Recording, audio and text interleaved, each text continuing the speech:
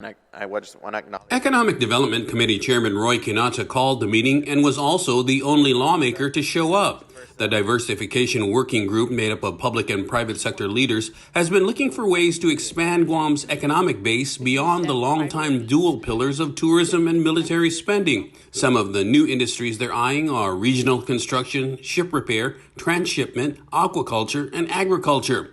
But there are challenges. GIDA Administrator and CEO Melody Mendiola. But the biggest two things that have been identified have been, of course, the cost of doing business with regard to the land and the time required for the building, licensing, permitting, and all of that in the development of any hard construction costs. GIDA Business and Economic Development Manager Ed Camacho. When we talk with investors out there, time is money.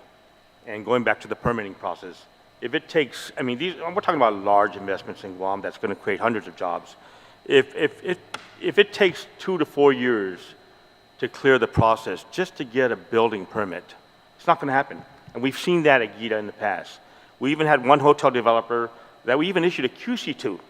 And after several years, they just said, enough is enough. Working Group Co-Chair Cisco Hutapia says another challenge is public land leases. Just if a project requires GLUC approval, that already take 12 to 24 months out of the 5-year lease.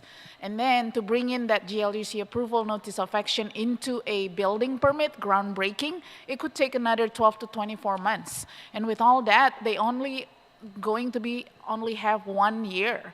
To use that 5-year lease. The next steps for the Economic Diversification Working Group is basically presenting all of this as well to the governor, okay. And then we'll be attending the Select USA conference with foreign direct investors, over 2,000 of them, but we'd like to continue the discussion and for you to encourage your colleagues to look at the presentation that we provided and really take a good hard look at where Guam stands. Nestor Lecanto, KUAM News.